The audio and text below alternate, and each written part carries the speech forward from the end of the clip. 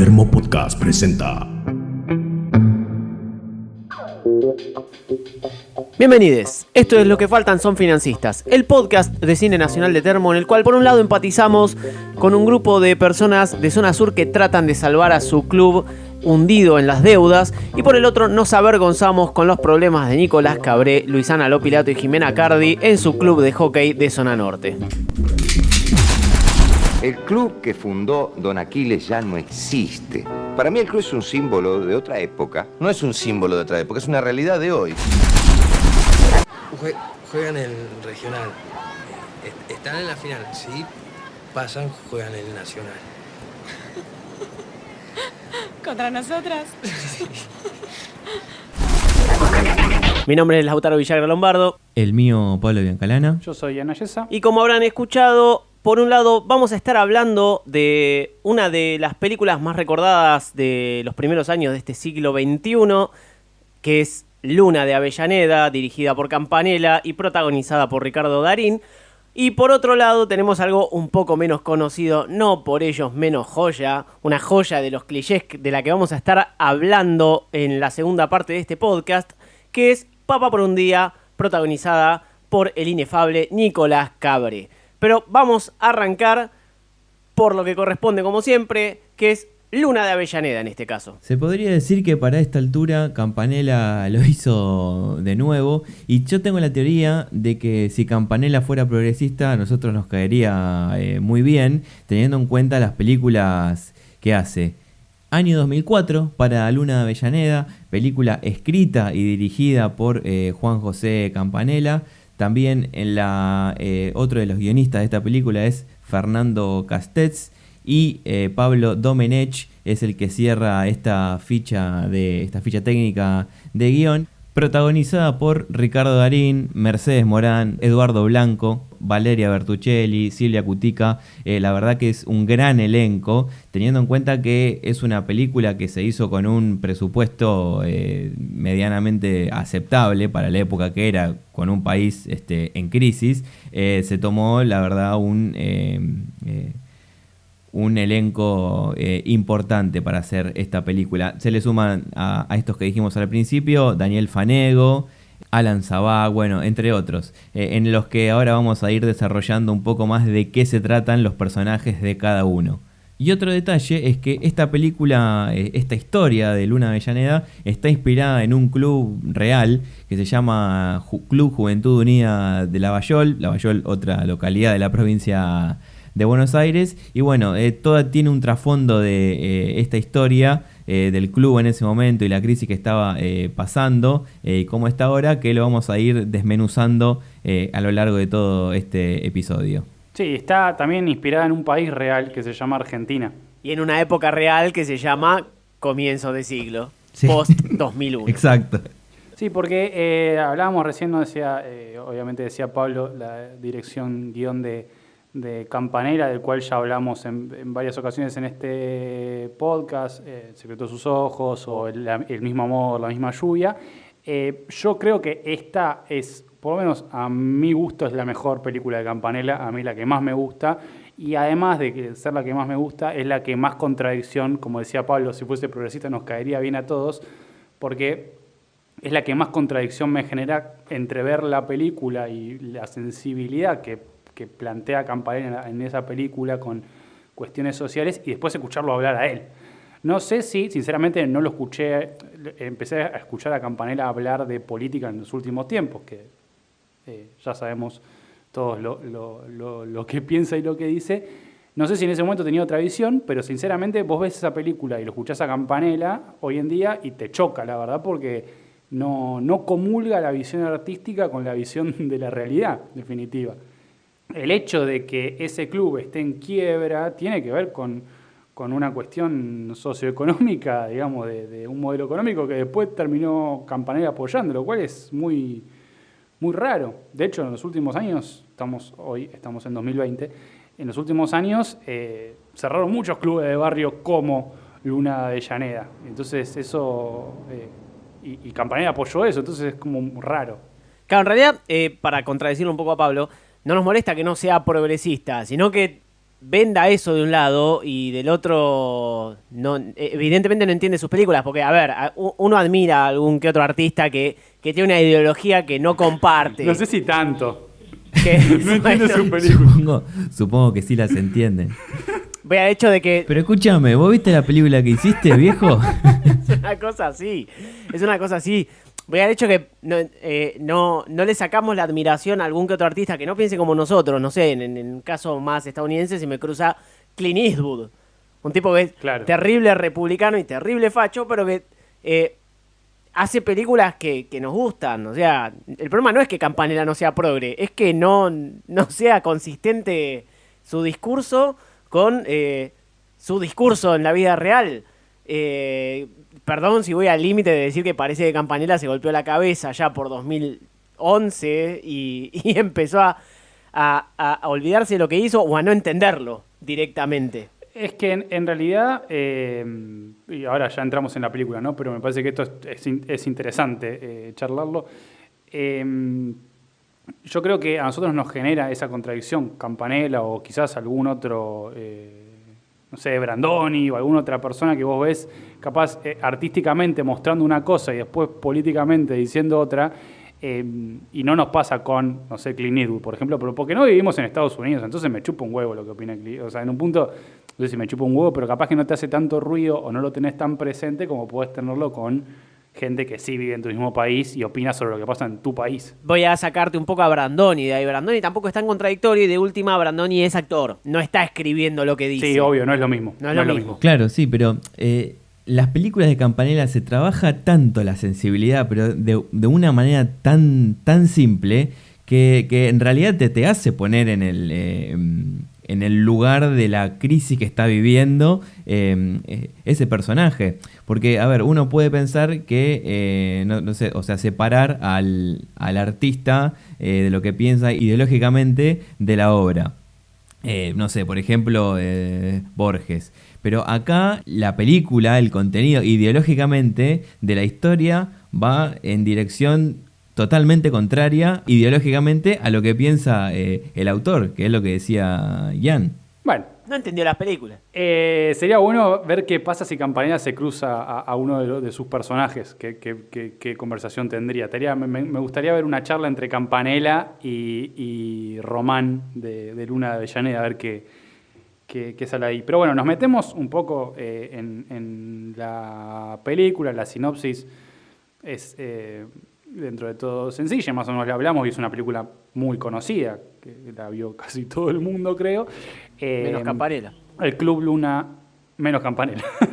El Club Luna de Avellaneda es un club que está a punto de cerrar, en quiebra, porque por un lado le cuesta mucho pagar los servicios, pero por el otro lado le llega una carta que no venía presentando balance, entonces le llega como una multa de la municipalidad y está a punto de cerrar. Darín, que es el protagonista de la película, es socio vitalicio porque nació en el club. Ahora hablamos un poco de eso porque hay un par de datos interesantes en eso.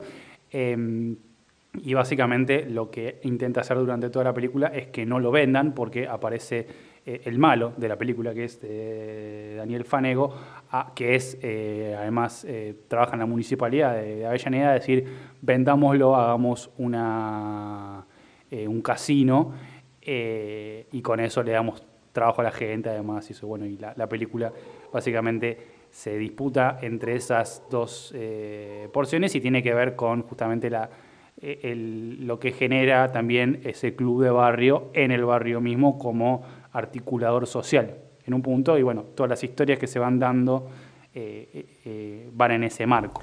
Como decía Ian, el personaje de Ricardo Darín, que es Román, nace literalmente en el club, es el primer socio vitalicio porque su madre rompe bolsa en medio de una de esas kermeses totalmente multitudinaria que había en otras épocas mejores para ese club. Automáticamente pasamos a la imagen de Román limpiando un club que ya está desierto y en decadencia. Sí, lo que yo quiero decir es que el que oficia de médico en esa kermés es Alberto Castillo, que es un cantante de tango real, que realmente era médico ginecólogo. Y que realmente cantaba Siga el baile. Exactamente. Y un aplauso muy fuerte para Don Aquiles, para el doctor Castillo, para nuestro querido club, para el pequeño gran Román y para la madre que lo parió. Rápidamente, como decíamos, se entiende la problemática que es un club que está totalmente en decadencia, no pudiendo bancar directamente los gastos habituales y encontrándose con uno totalmente inalcanzable, ¿no? Para lo que son las finanzas de ese club. Y vemos cómo, bueno, Darín y Don Aquiles, que es el fundador, y un par de personajes más, a los cuales ya vamos a nombrar, van a hablar con un amigo, entendemos, un conocido, alguien que fue parte de la vida de ellos, que es Daniel Fanego, que nos queda claro desde el principio que es lo que Mercedes Morán califica como un sorete. O sea, hay un par de soretes en esta película. Sí, como decías, están la mesa de la comisión directiva del club, está Mercedes Morán, que tiene una entrada triunfal, la primera vez que la vemos puteando al marido, agarrando el teléfono y llamando al abogado, al supuesto abogado del marido, porque no le pasa plata para la manutención del hijo, que tiene problemas con los brackets, que los tiene todos rotos. Y llama por teléfono y empieza a putear, un rosario de puteadas hermoso, y al final era equivocado el teléfono. Me parece. Así entra Mercedes Morán y así está durante toda la película, puteando a todo el mundo, sobre todo al sorete del ex marido, con razón, porque no le pasa plata, lo cual tiene que hacer. Pero es claramente uno de mis personajes preferidos. Ella, no me decido entre el personaje de ella y el personaje de Blanco, que es otro personaje hermoso de la película, que cuando están ahí en una mesa entre todos,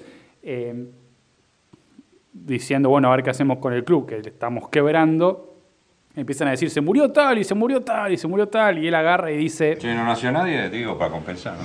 Eduardo Blanco, en todos los papeles en todas las películas donde está Darín y no está Aguada, está Blanco. Es una teoría que sostenemos desde hace rato. Todavía no hablamos del hijo de la novia, creo que acá hay alguien que no va a querer hacerlo, pero bueno, en esa película... Yo no voy a querer hacerlo. En esa película se mantiene esa regla de si está Darín, tiene que estar o Aguada o Blanco. En este caso, hace de empleado, de técnico de básquet, ¿no? No queda muy claro porque lo tratan como compañero, lo bardean bastante. Tiene como un taller también, que es donde también le termina haciendo artesanías con los brackets del hijo de Mercedes Morán, porque está todo tan en la ruina que hacen artesanías con brackets. Hablando de estar en la ruina, una de las mejores escenas es Darín comprando perfume, ¿no? Para mantener la llama de la pasión con su futura exmujer. No, increíble. Y futura ex, ¿no? Porque es todo el círculo que hace la trama de Darín, de separación y reconciliación. Pero cuando va a comprar los perfumes, empieza desde Calvin Klein hasta Carlos Calvo, más o menos, el debacle de la marca. Por lo que dice la gente que lo huele, te da lo de Carlos Calvo viene a colación porque te da una ACV cuando olés el perfume ese, porque le dicen, che, qué olor a desinfectante que hay. Es que lo más probable es que esté hecho con desinfectante ese perfume, porque es tan pronunciado, es tan marcada la caída del perfume más top que iba a comprar, hasta el de 20 pesos que parecía que iba a terminar comprando, pero que al final...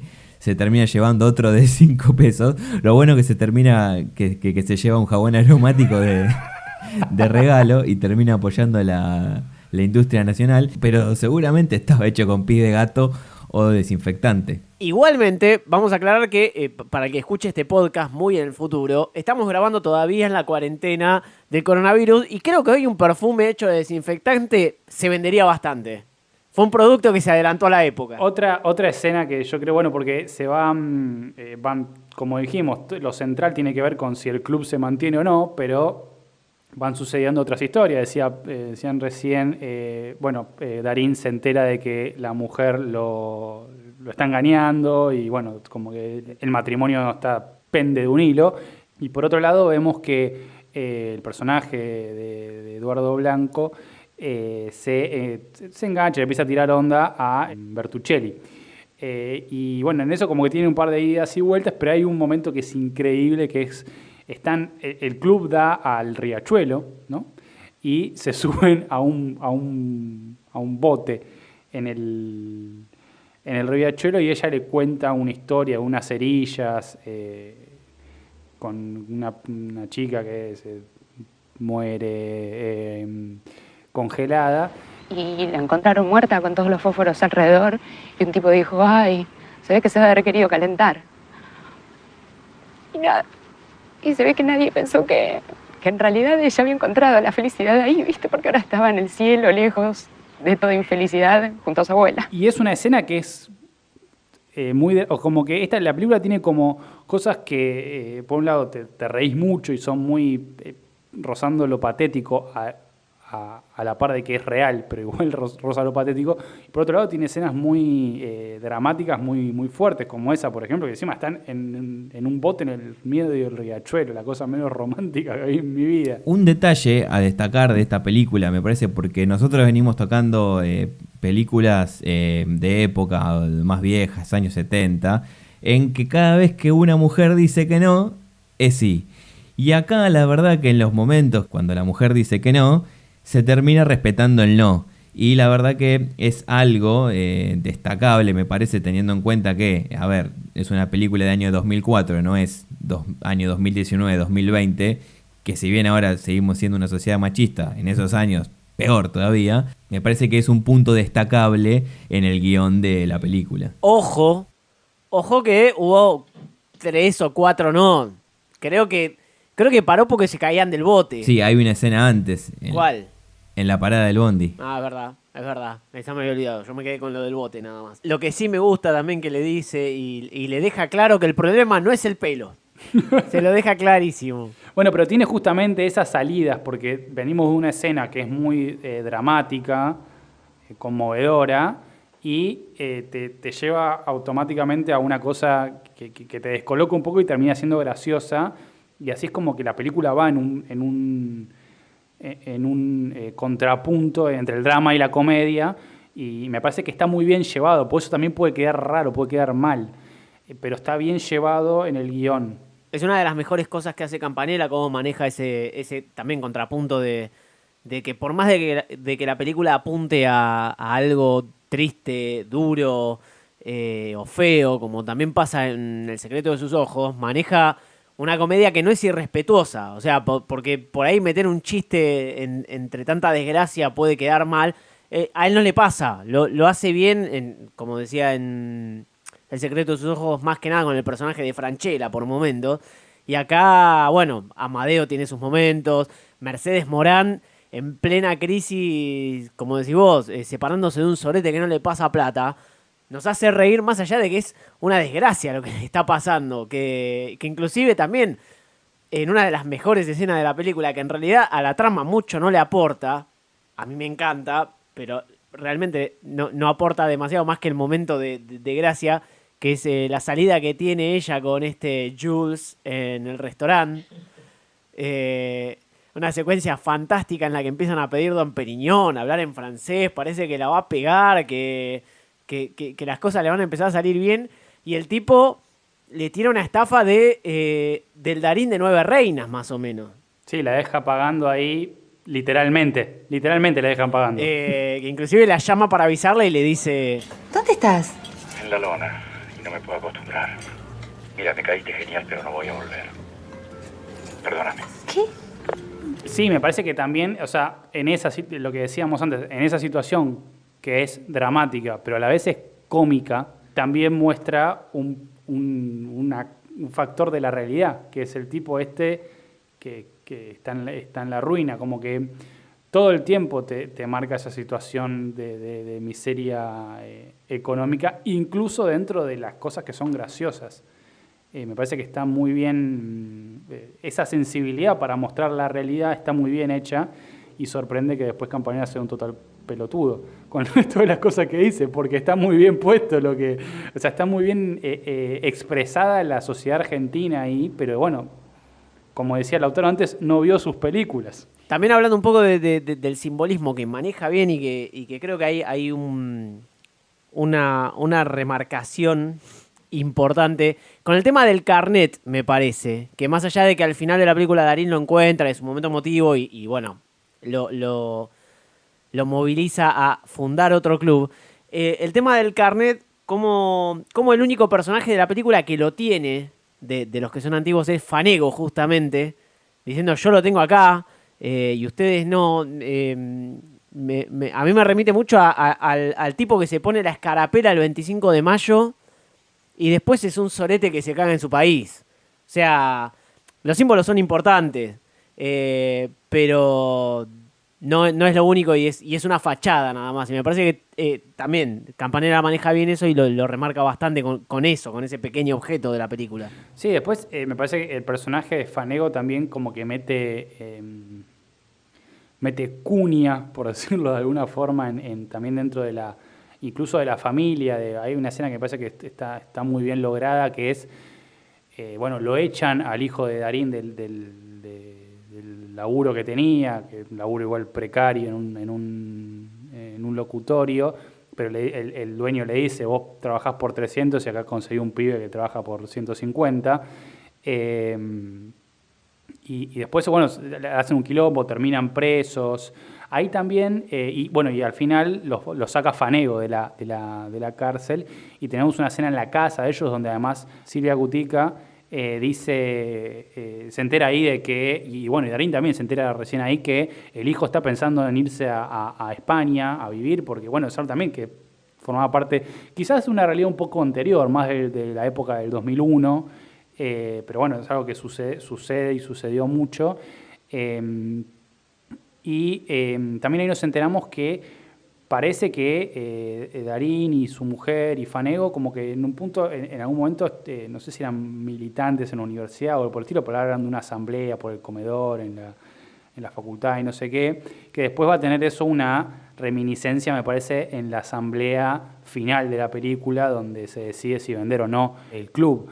Y a lo que iba con esto es también, ahí hablan de esto de el pibe que se va de Argentina a España y a la vez el dueño del que fundó el club que vino de España a Argentina, que es una idea que después también tomó Campanella para hacer, por ejemplo, Vientos de Agua, que fue un par de años después de Luna de Avellaneda, esto de la inmigración cruzada entre España y Argentina. No tiene nada que ver seguramente con que sea una coproducción española y haya que meter personajes y actores de ese país. No, un detalle sí de Campanella, que creo que ya lo dijimos o en las otras veces que hablamos de películas de él, en que las coproducciones están bien utilizadas. O sea, en el guión le encuentra el sentido para poner un personaje gallego, o también encontró la manera de poner a un español en El secreto de sus ojos, y no algo tirado de los pelos de que a Darín le aparece un hijo español de la nada. Sí, ni hablar, inclusive en El secreto de sus ojos no hace de español el español y lo hace bastante bien de personaje del interior de Buenos Aires. Y en este caso una de las cosas que me gustan es cómo remarcan, porque me acordé cuando vos dijiste gallego. Y este tipo era gallego de verdad, no lo que nosotros decimos gallego, que generalizamos a los españoles. Y está buena la escena que le dice a Valeria Bertuccelli en la kermés de que le pidió música española y ella hizo un show con música andaluz. Sí, ese es un detallecito que, porque a ver, él pide música española, que tampoco sería música gallega, porque tendría que ser sino música de Galicia. Pero se entiende el sentido de que nosotros como sociedad englobamos todo en gallego, España, Galicia, todo lo mismo, y sin tener en cuenta todas las divisiones y aspectos distintos de un estado tan plurinacional como es España. Bueno, ni siquiera lo hacemos con el nuestro, que no somos capaces de diferenciar por ahí folclore de distintas provincias. No me quiero meter porque voy a quedar en offside yo también. No me voy a hacer el que yo sí la tengo clara. Somos así, en general. Esto es lo que tiene Campanella, ¿no? Otra cosa que para remarcarle a él, que con una película nos está haciendo hablar de estos temas que están por ahí un poco lejos, pero en realidad es la intención de estas películas, de que tengan una profundidad y un análisis de la realidad en donde están y lo que fue, en este caso, este país hace casi 20 años. Y aparte, me gusta mucho el trasfondo que le da sobre todo lo que son Darín, Fanego, Eduardo Blanco y Silvia Cutica. Hay mucha historia de fondo que encima la tiran sutilmente, que remarcan eso de 4-1 y te llevaste la pelota, y nunca nos cuenta esa historia. Pero es una historia que está desarrollada atrás, que sirve para que los personajes tengan una motivación bien marcada, te justifican a los personajes. Y esto lo voy a dejar acá colgado en un pinche, porque lo voy a retomar cuando estemos en la segunda parte de este podcast y hablemos de Papá por un día. Para diferenciar cómo se desarrolla un personaje, por más de que no uses todo lo que pienses. Está ahí, no nos lo muestra todo, pero sirve para que entendamos por qué se llevan mal, por qué se quieren cagar a trompadas todo el tiempo, aunque no lo hagan. Sí, totalmente. O sea, yo esta película la vi fácil 10 veces. La vi cuando se estrenó en el cine. Yo era bastante chico, pero la vi en ese momento y después la vi muchas veces en el cable, en internet, en un montón de lugares.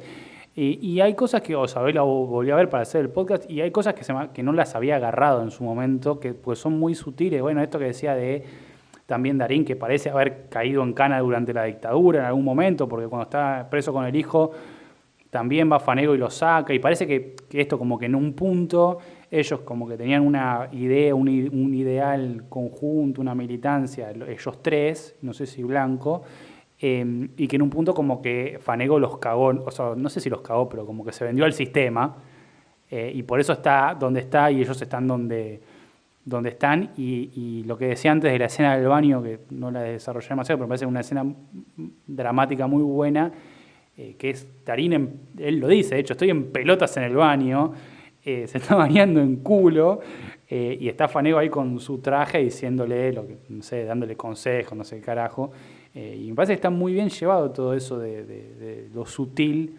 del pasado de los personajes que dan como un marco a la motivación actual que tiene más que ver con el club. Yo quería decir que por ahí el tema de que Daniel Fanego en esta película parezca más un garca, creo que responde por ahí un poco más al desencanto de la política que había en esa época. Me parece que es una oda al que se vayan todos. Por eso, por ahí no sea un político corrupto del todo, pero metámoslos a todos en la misma bolsa, porque creo que era lo que pasaba en ese momento. Por ahí no era solo la visión de Campanella, me parece que es una cosa más general. Lo que sí es, Daniel Fanego en esta película es el enviado del diablo, porque tiene una solución para cada problema que se les plantean.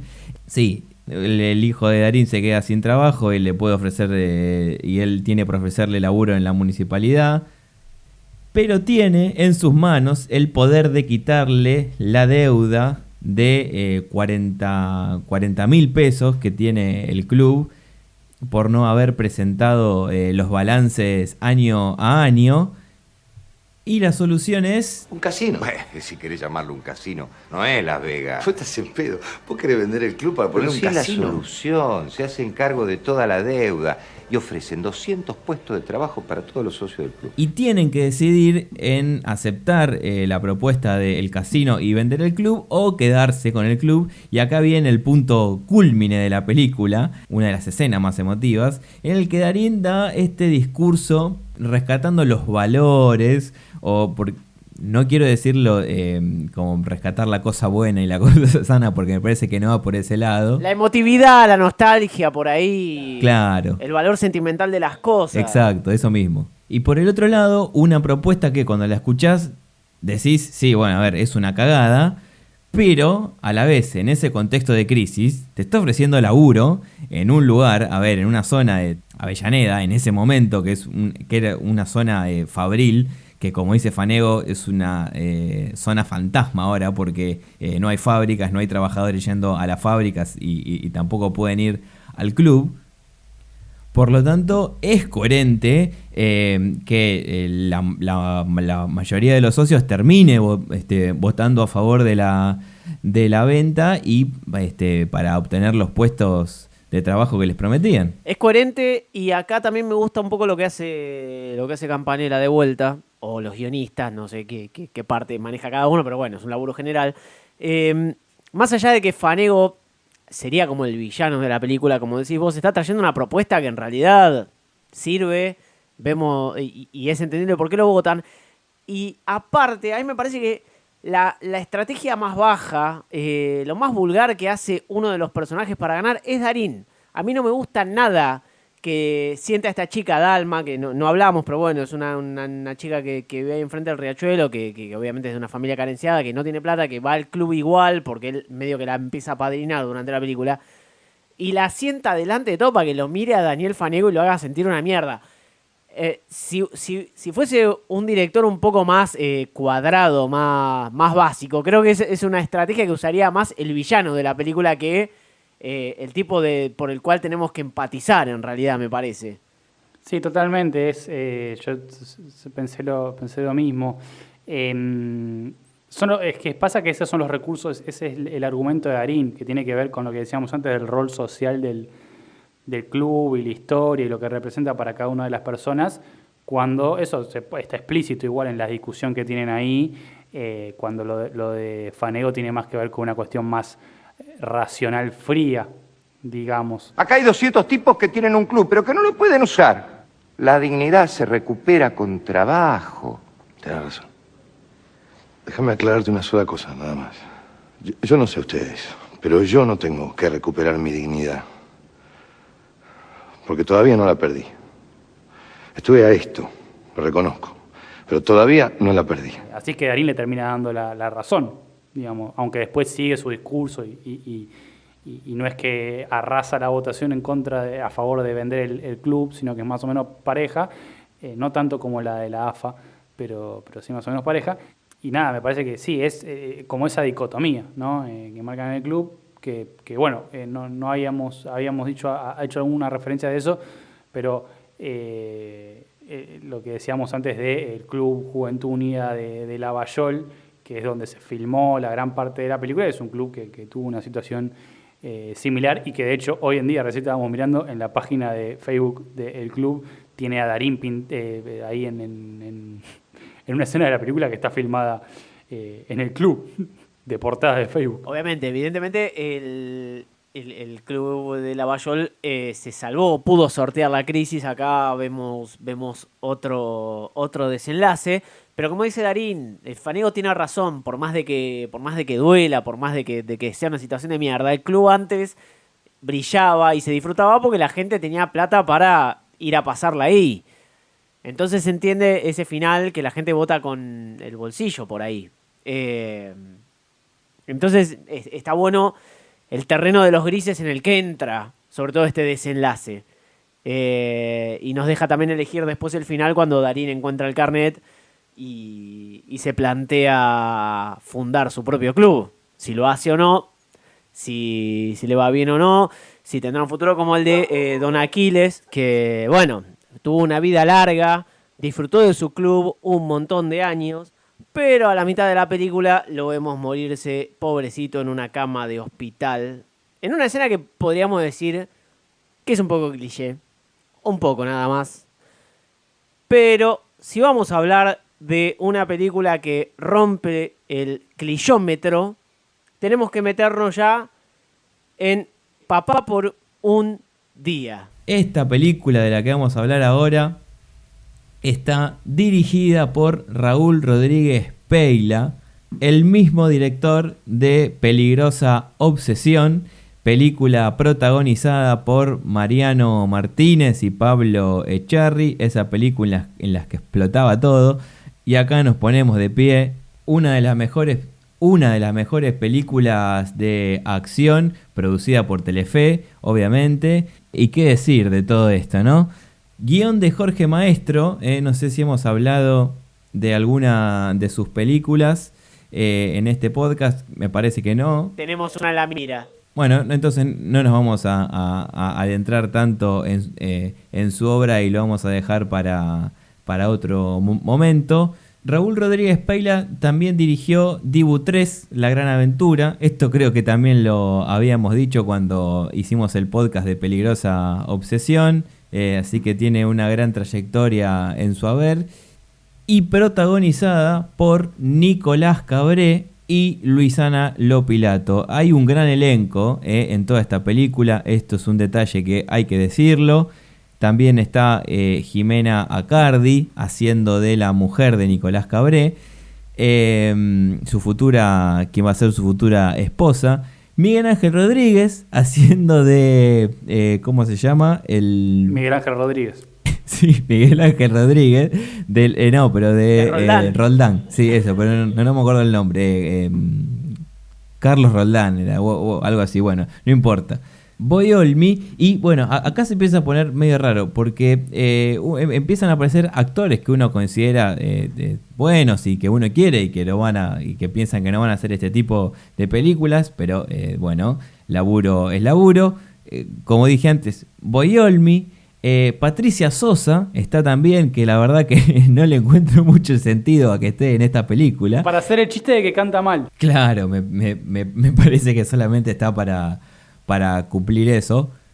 Y Gustavo Garzón haciendo de el padre de Nicolás Cabré. Y ahí es un momento en donde yo me empecé a tener miedo por Gustavo Garzón. Cuando la empecé a ver tenía toda la pinta de ser una película de mierda. Pero bueno, por suerte muere rápido y no vuelve a aparecer en muchas más escenas adelante, solo en recuerdos de Cabré, pero así nomás y no físicamente.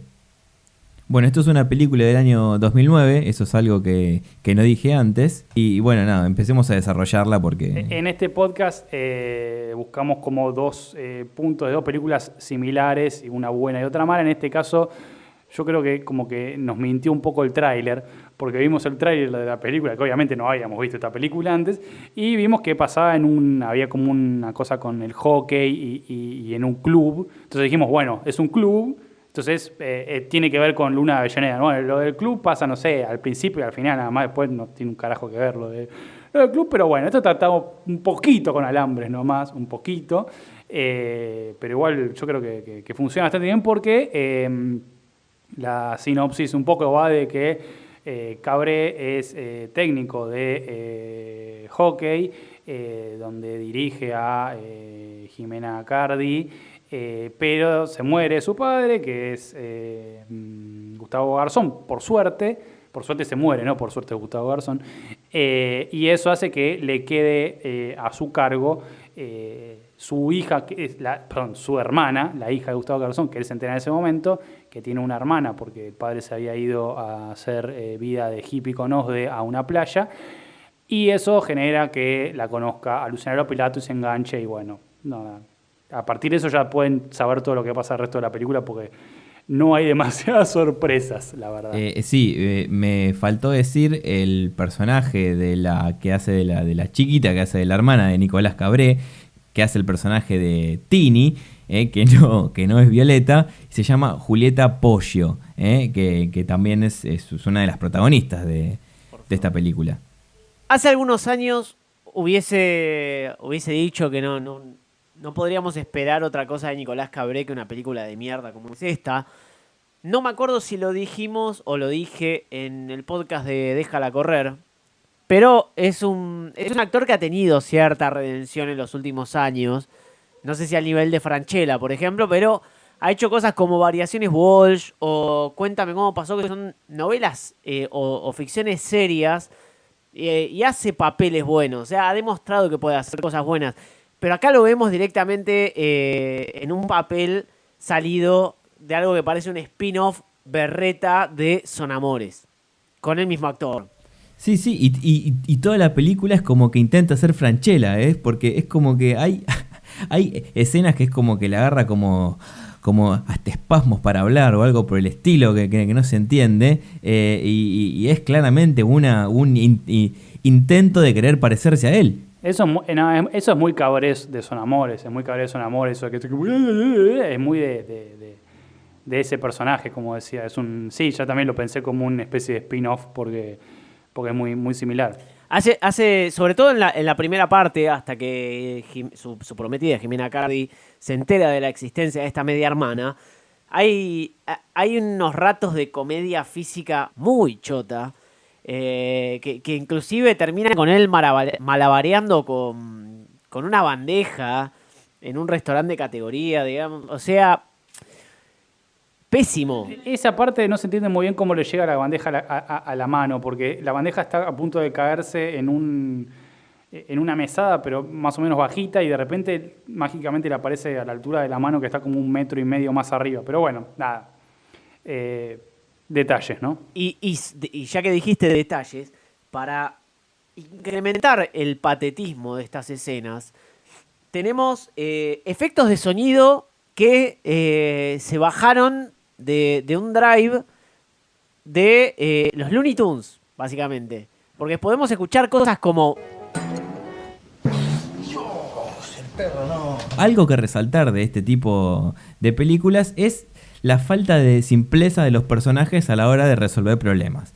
Porque, a ver, si a vos te agarran y te dicen, cabre, te vas a tener que hacer cargo de una hermana que tenés de ahora en más, que te vas a tener que hacer cargo en tu vida, y no sé, qué sé yo, lo hablarás, le dirás a tu futura esposa, a ver, no sé, qué hacemos, vemos cómo está en el colegio, si ya terminó, si tiene que terminar materias, lo que sea, le conseguimos un colegio por acá, seguimos allá hasta que lo termine, no sé, pero se pueden encontrar un montón de soluciones a ese problema, hablándolo, sentándose como gente normal o como personajes normales quizás, pero no, acá hay una necesidad de esconderse todo el tiempo que no se entiende, que no se justifica en absoluto entre un problema de esa magnitud. Yo sí entiendo y voy a descolgar la chinche que puse cuando hablé de la profundidad de los personajes y de la historia de trasfondo que había,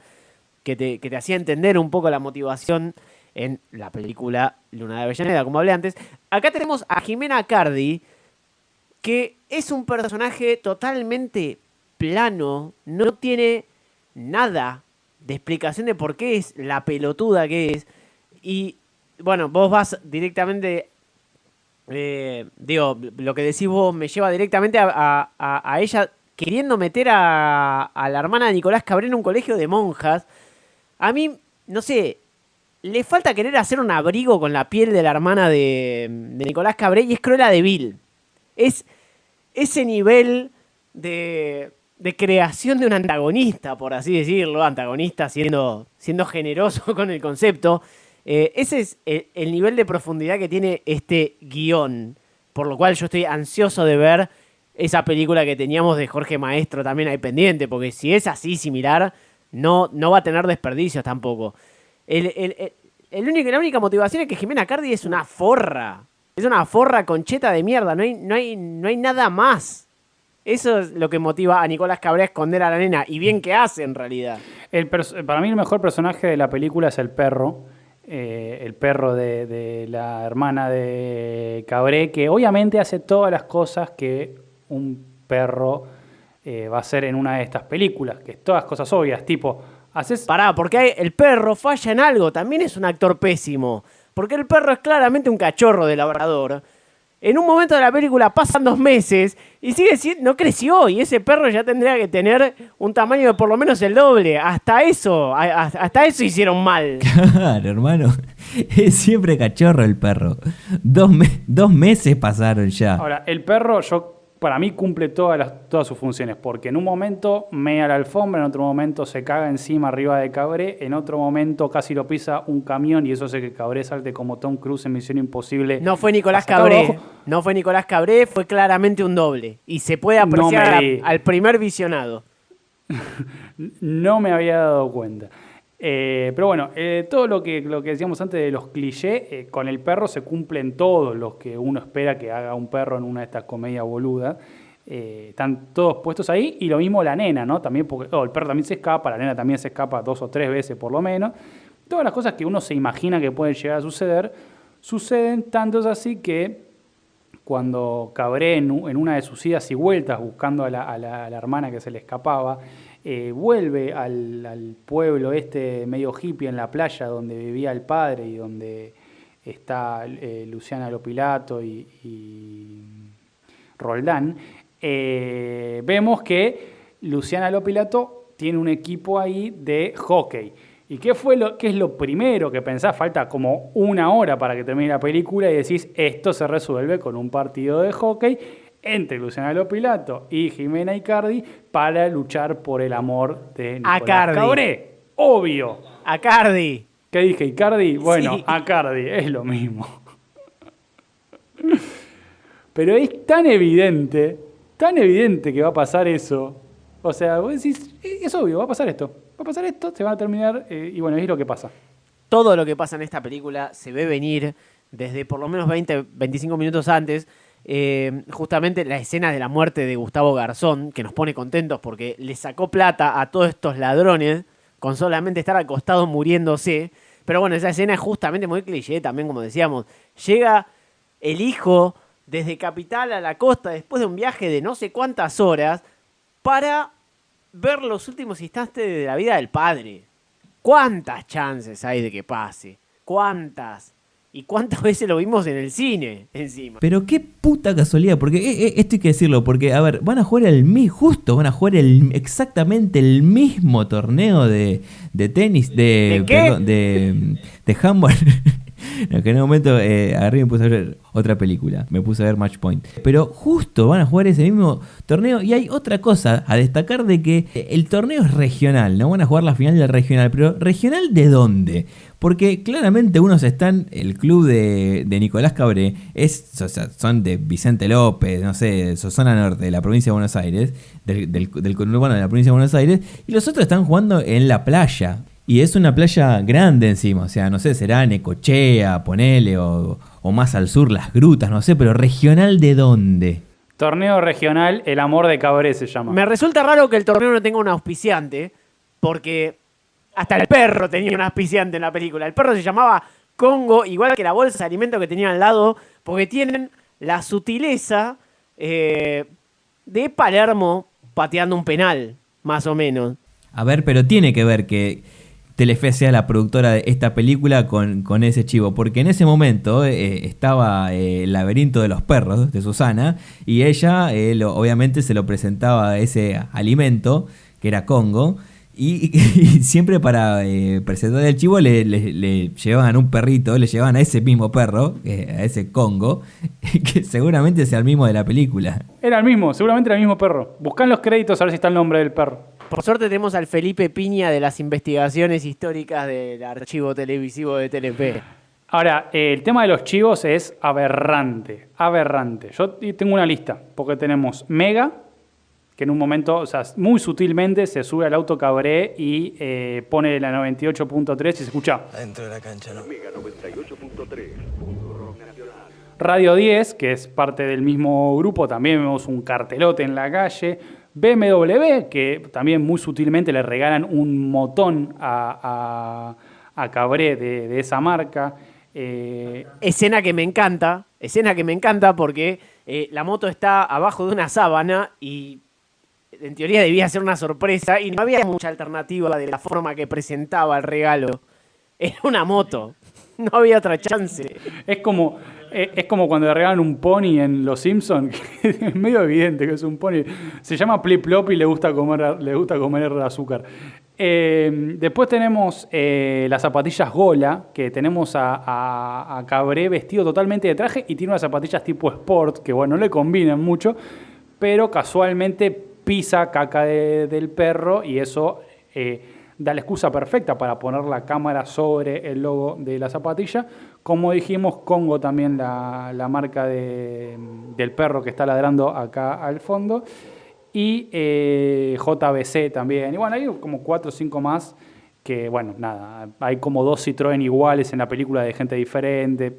Nada, muy bien vendida la publicidad de la película. Pero hay una que se les escapa, porque vemos una escena, vemos un caballo, un par de escenas, y ahí es donde yo digo, se les escapó meter a Bengué con el caballo, pero la primera vez que ese caballo aparece, que Nicolás Cabré se lo cruza en la ruta, como marcando el camino, yo dije, esta gente está intentando hacer algún simbolismo, como antes dije con el tema del carnet y... Del cruce de los Andes, un simbolismo, el caballo blanco. El cruce de los Andes, no sé, algo no, un poco más profundo que simbolice las desataduras de Nicolás Cabré, de la vida de mierda que lleva en zona norte. No sé, me dio la sensación de que quisieron hacerse los profundos en esa primera escena del caballo marcando el camino. Después vemos al caballo un par de veces más, que solo sirve como excusa para un rato más de comedia física de Nicolás Cabret. Primero, reafirmando su masculinidad bastante frágil, no dejándose ayudar por Luisana Lopilato a subirse al mismo, y después haciéndose mierda contra el piso con algún efecto tipo boing, porque Nicolás Cabret se tiene que golpear. Yo la verdad que tenía unas ganas de que Gustavo Garzón reencarne en ese caballo y tenga un final a lo Naranja y Media y que después, no sé, se le aparezca a Cabré y le diga, no sé, corner corto, gracias por respetar mis valores o algo por el estilo, no sé, le diga hola Federico, algo por el estilo. Pero bueno, no sucedió lamentablemente. Era Gustavo Garzón, el BoJack Horseman argentino. Claro, hubiese estado espectacular. Decime si no. Yo lo veo, Gustavo. Pero bueno, dijeron corner corto. ¿Podemos hablar de toda la parte del corner corto y el mansplaining de Cabré? Y acá ocurre algo particular, porque se trata de explicar o se trata de adaptar esta película a un deporte que juegan, pero que aparentemente por lo visto no conocen mucho las reglas. Y tenemos una explicación brillante de Nicolás Cabré en la playa, porque encima jugar al hockey en la playa debe ser uno de los lugares más incómodos para hacerlo, porque te levanta la arena, se te traba la bocha, el palo, explicando sobre qué es un corner corto. Se están parando mal. ¿Ves? Se están parando mal, se la tiene que servir del otro lado porque ahí se la van a robar. Tarda un montón en hacer el corner corto, porque le da tiempo a Cabré para pedirle a la hermanita el cuaderno, hacer un dibujo bastante detallado, y recién ahí hacen el corner corto. Lo mismo que pasa después, cuando van a la final real en Nordelta o no sé dónde carajo están, y la nena tiene tiempo para hacer parar el partido, pedir un cambio que en realidad no se podía hacer, no sé qué, y en el medio darle el papelito a Luciana Lopilato para que gane el partido. Ahora, tiene un par de errores así de temas de tiempo en la película, que vos decís como, la dejás pasar porque ya es una porquería toda la película, pero bueno. Yo creo que la fueron grabando a medida que se les ocurría las cosas. Estaban como, mira, acá podemos meter el papelito este. Claro, pero justo en ese momento no se pide cambio, se pide tiempo. Porque si piden cambio, Luciana Lopilato tiene que salir de la cancha y que entre otra jugadora. No que se le acerquen porque la llaman de afuera y le den un papelito para hacer tal cosa. Eso es una vergüenza completa, de principio a fin. Bueno, pero ya que estamos en el dije, bueno, ya que estamos en el partido final, que, como decíamos, Copa Amor de Cabré, donde se enfrentan ellas dos y se odian porque las dos están enamoradas de él, obviamente, porque es Cabré. Bueno, de Jimena Cardi, bueno, es la novia, ¿no? Digamos, tiene sentido. Lopilato lo acaba de conocer, pero ya está perdidamente enamorada de él. Se enfrentan y bueno, van 2-0 perdiendo esto vendría a ser una especie de patito feo, ¿no? De las divinas y las populares. Las divinas van ganando 2-0, las populares están en el entretiempo diciendo vamos a perder, y Luciana Lopilato da una charla motivacional que yo creo que levanta a cualquier equipo. El partido todavía no está perdido, chicas. Por favor, vamos, por nosotras, por el pueblo, por el liceo, vamos. Algo que se desprende de esta escena, hay una buena noticia para Darío Lopilato. Y es que no existe algo como el Lopilato malo. Claro.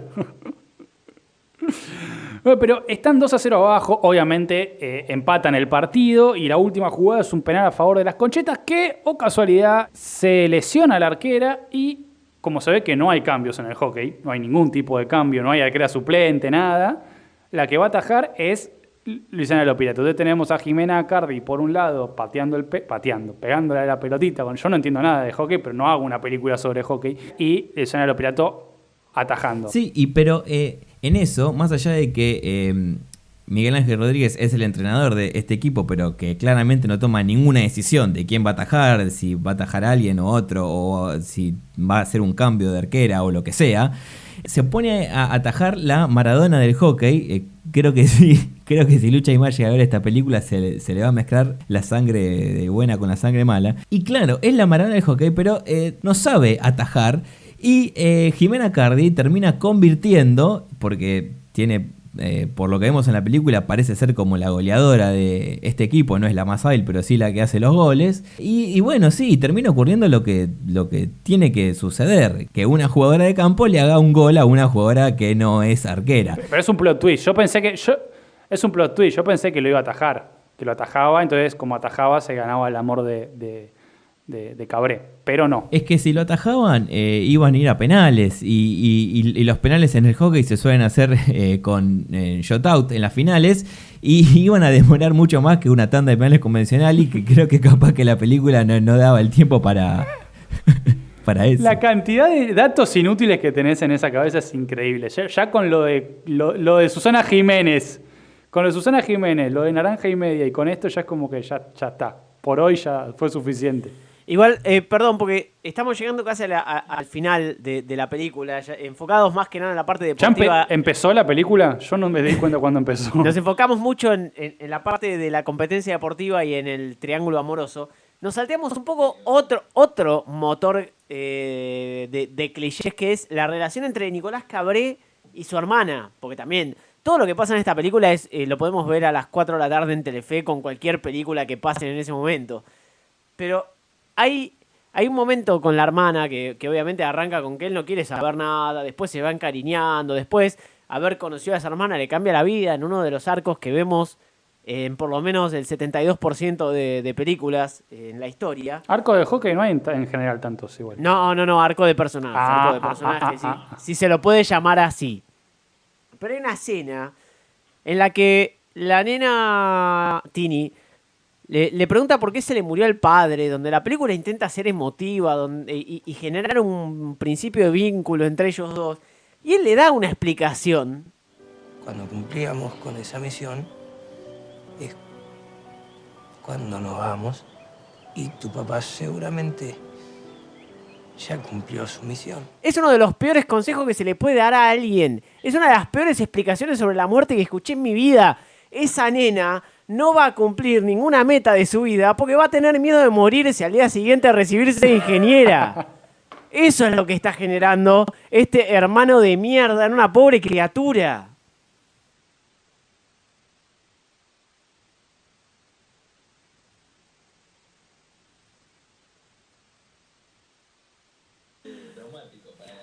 No, es increíble cómo o sea, hay que transcurrir la vida sin cumplir ninguna expectativa porque por ahí te morís después. Esa es la enseñanza, la moraleja de esta película, porque encima, al final, lo vuelven a subrayar cuando él le dice, bueno, el objetivo es la misión en la vida de nuestro papá fue que yo me conozca con Luisana Lopilato, y con vos. Toda la vida de Garzón fue un chiste entonces. Menos mal que no le preguntó de dónde vienen los bebés o cómo se hacen los bebés, porque iba a decir, y bueno, es como cuando mamá y papá cogen, y iba a ser mucho más traumático para la nena. No, haciendo honor a su apellido, fue simplemente el mozo de la vida de Cabré, porque no tenía ninguna otra... Se levantó y se fue Lautaro. No tenía ninguna otra función en su vida que no sea que hacer que su hijo conozca a una desconocida. Bueno, todo el mundo que conoce a alguien está conociendo a un desconocido igual. Bueno, sí, es verdad.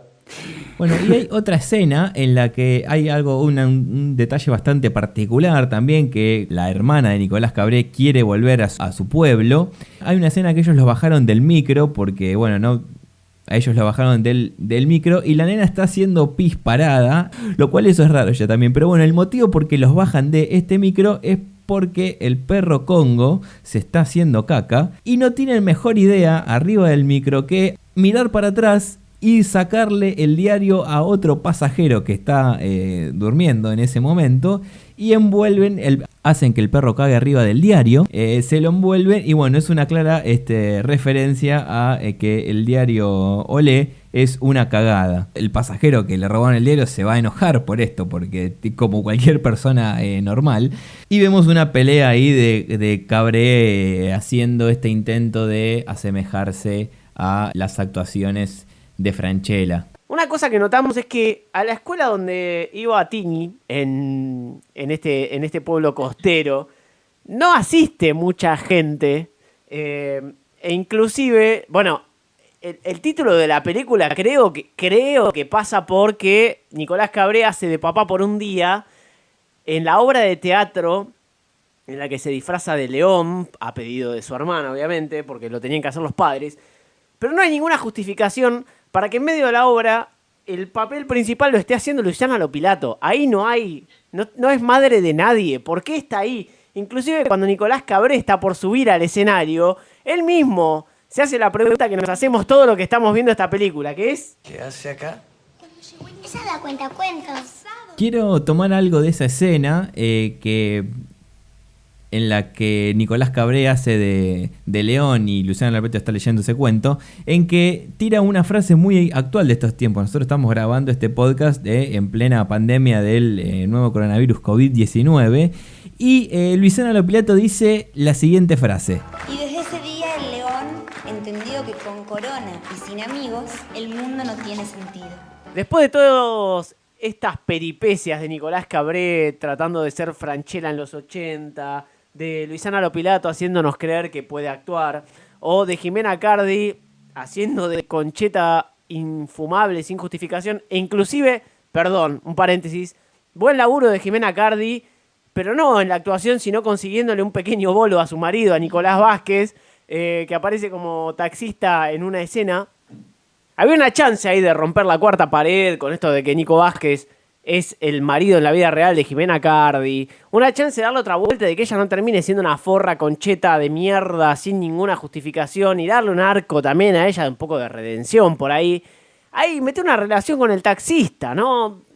O sea, es de novela de Thalía, tampoco es una profundidad importante. Pero ahí había una pequeña chance que también dejaron pasar. Terminamos con Jimena Cardi abandonada en el altar y como una villana peor que Fanego por ahí en la otra película. ¿Por qué es eso? Acá Fanego está bien. Era, desde la perspectiva de la película, era como el antagonista, pero tenía motivos válidos.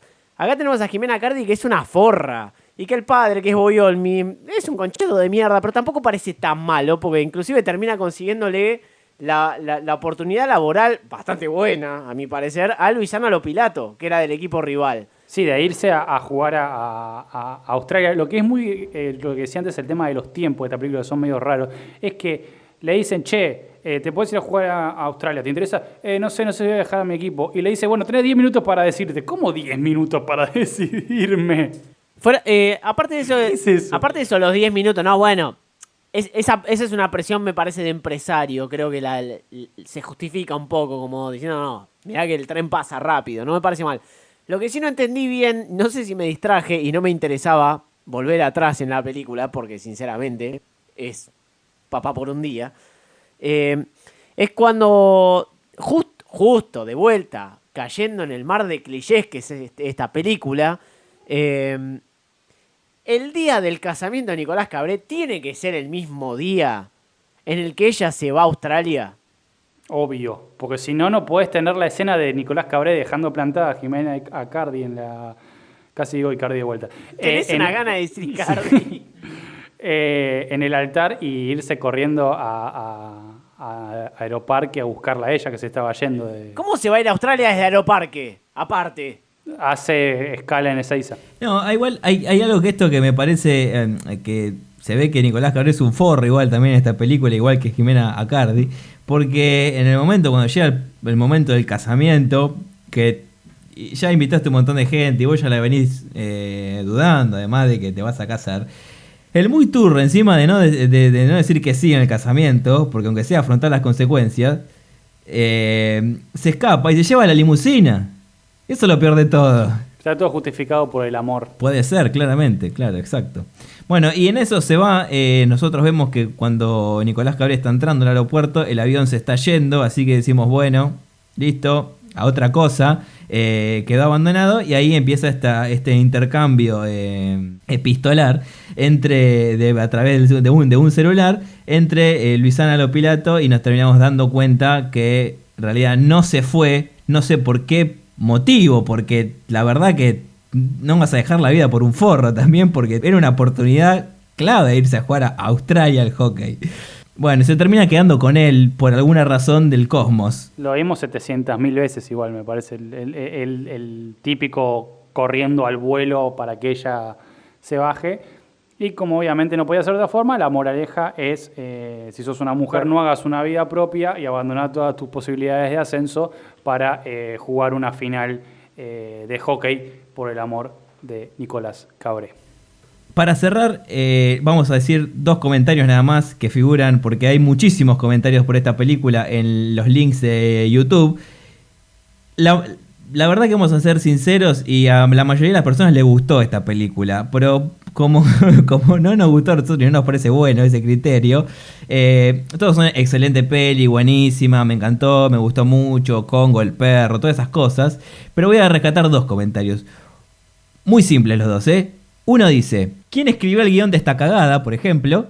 Y el otro comentario, que me parece que es el mejor de los 2, es el que dice, muy buena peli, para dormir, está buena. Si llegaron hasta acá y ya cerrando este podcast, les vamos a pedir únicamente que compartan el mismo con alguien que ame u odie el cine nacional, así nosotros podemos irnos a poner un club de barrio y jugar al hockey por el amor de Nicolás Cabré.